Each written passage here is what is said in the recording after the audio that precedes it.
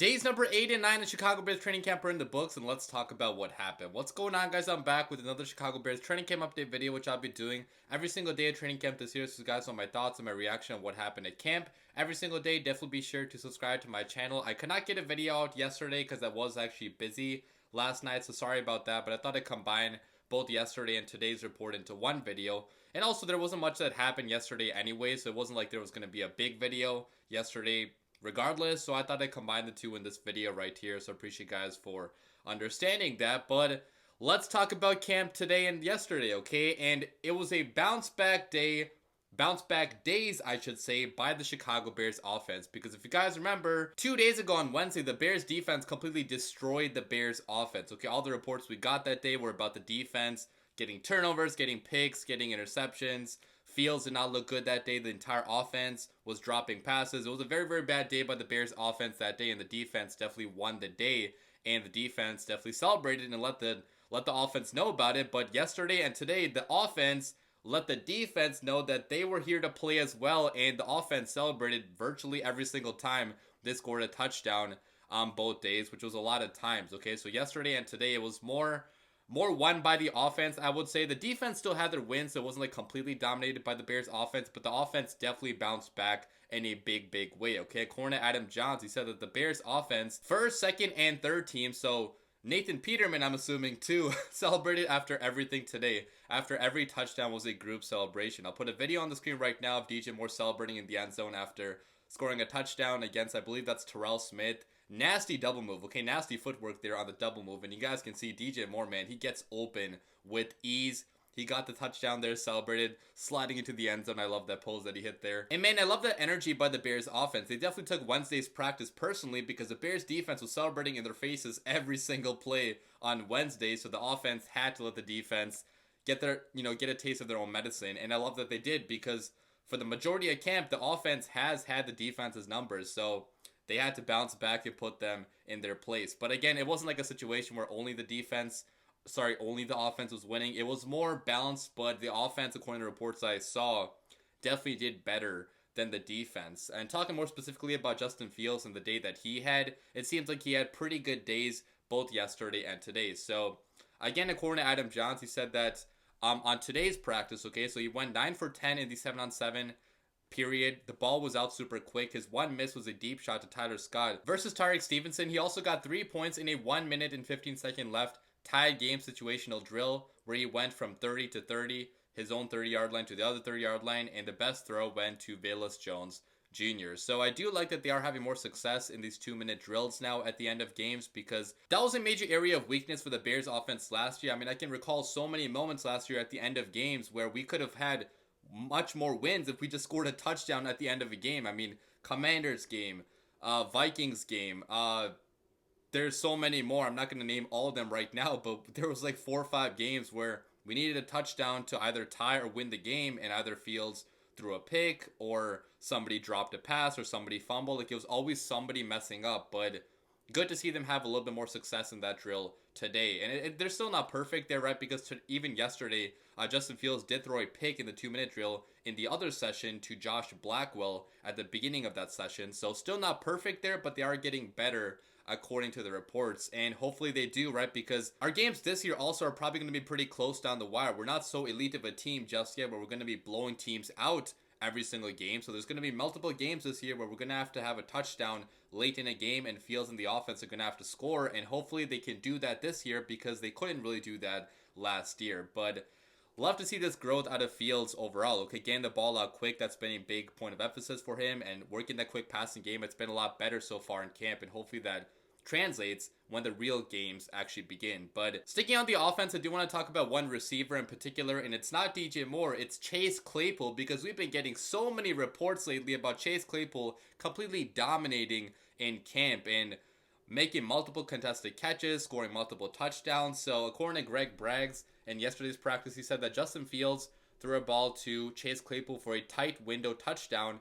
Man, I wish I could show you this one. What a beautiful play by Fields. What a catch from Claypool in red zone 11-on-11s. These two are dominating camp together. I could not find video of this, unfortunately. The Bears did not post anything according to my knowledge, so Kind of sucks I can't show you this, but it sounds like a fantastic play by both Justin Fields and Chase Claypool. And then another play, so also according to Greg Braggs, he said that Justin Fields to Chase Claypool again in red zone, 11 on 11 for the touchdown, fade route to the corner, wide open, easy throw. And he said it's becoming so customary that Claypool actually has a celebration now that he does with each teammate as they run up. They are cooking. So, man, those are positive reports from Chase Claypool so far in camp, okay? And it's been a big camp for him, obviously, because if Chase Claypool did not have a good year this year, he's probably not going to be on the Bears long term. It's a contract year for him.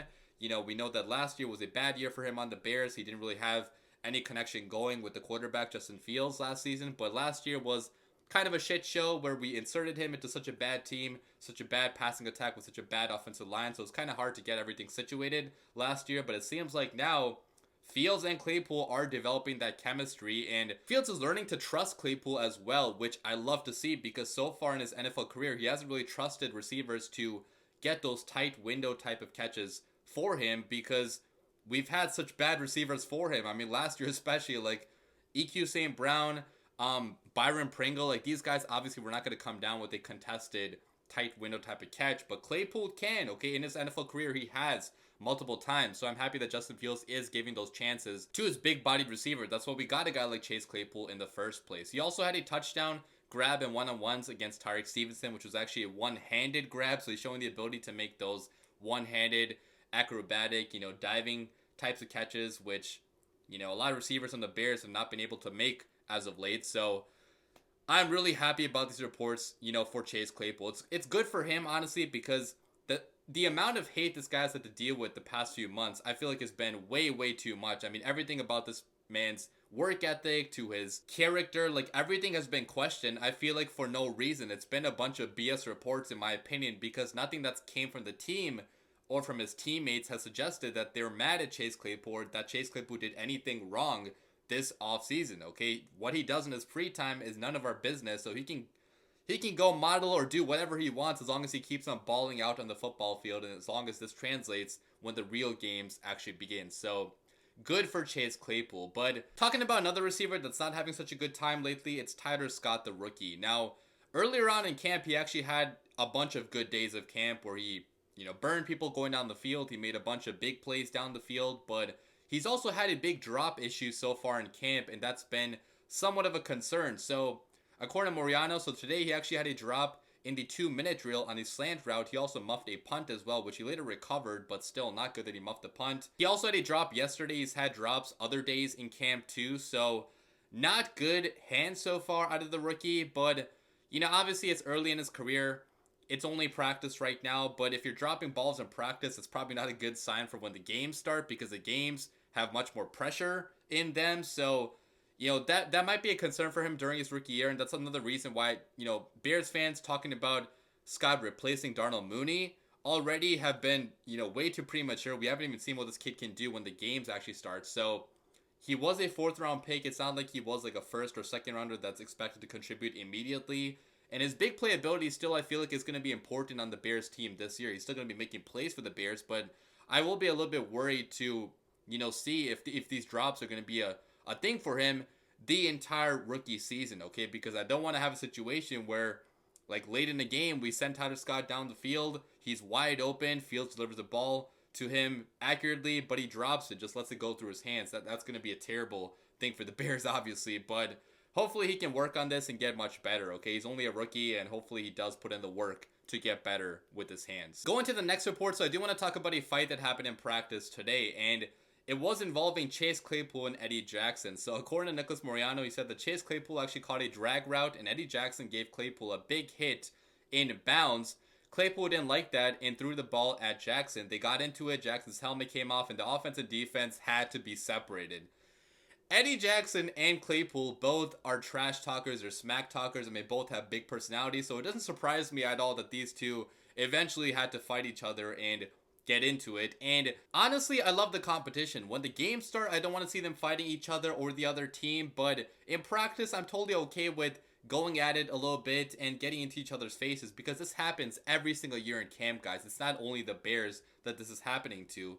All across the NFL, fights happen in practice because at some point going up against each other so often in in the heat of the sun. Tempers can flare a little bit. And again, both Eddie Jackson and Chase Claypool have that big personality, smack talker type of energy. And when they go at it in practice, you know, eventually it was like a pipe about to burst, right? So I'm happy they got that energy out of their systems. And obviously it wasn't like any punches were thrown or anything. It wasn't like anything major. It was just like a brief scuffle, which it happens, guys. I'm totally okay with that. But I do love that they're this intense. They're being this intense in practice, because clearly it does mean a lot to them to do well in these practices, because there have been some fights going on. Okay, so thought I'd talk about that. Going to the next story, though, I do want to talk about Gervon Dexter very briefly, because I didn't talk about the defense too much in this video because there weren't too many specific reports about individual players on the defense. But yesterday, Gervon Dexter had a pretty fantastic practice again. So according to Greg Brax, he said that second team 11-on-11's offense tried to run a screen to the tight end, but Gervon Dexter gets in the backfield and at the QB very quickly. Doubt the QB would have been able to get away with that size coming at him full speed. And again, guys, we have been getting so many reports about Gervon Dexter's instant get off, how fast he is to the line of scrimmage, how he explodes off the line, and it's been the total opposite of his scouting report in college football. And a lot of people brought up that his system in college football at Florida, you know, asked him to read and react first, and that's probably why he wasn't a first round pick, why he didn't have more sack production. So we'll see when the games start if there's any truth to this, but so far in camp, he's been a complete monster in the backfield, blowing up running plays, getting to the quarterback, getting those sacks, and just making big-time play after big-time plays. So a very, very impressive camp out of the rookie Gervon Dexter. He could maybe be a steal of a pick in the second round by Ryan Poles if he can keep this up when the games actually start. But then finally, the last report of the day, I do want to talk about some injury updates. So you guys have known that Tevin Jenkins, obviously the past few practices, he's been gone, he's been injured, but he actually came back today and fully was practicing in pads. So it seems like Tevin Jenkins does not have any major injury. They're probably just being cautious with whatever he had, but unfortunately Nate Davis still is out. Right guard Nate Davis has not been playing the past week. And at this point, I am a little bit concerned because it has been multiple practices. It's basically been a full week without practicing, but it's still super early. There's still over a month till the season starts, so I'm not going to be hitting the panic button just yet, but hopefully he does come back healthy super quick, because we need him out there on this offensive line to have success for Justin Fields in pass protection and run blocking too. I mean, this guy last year with the Tennessee Titans, he was a great run blocker and had his best year in pass pro too, so I really hope that Nate Davis can get out here super quickly. But that's it for the video today, guys. Leave your comments down below. I'll be back with another video probably tomorrow. Tomorrow is the Family Fest, I believe, so I won't be there, unfortunately, but if you guys are going, I hope you guys have a lot of fun. Take pictures, take videos, whatever. Tag me on Twitter if you want. I'll try to retweet your videos, and I might use a few of yours in my recap video tomorrow if I do make a video. I'm not totally sure if I'll make one, but if there are enough reports to talk about, then I probably will make one. So, you know, have fun if you're going tomorrow. Have a good night, guys. As always, bear down.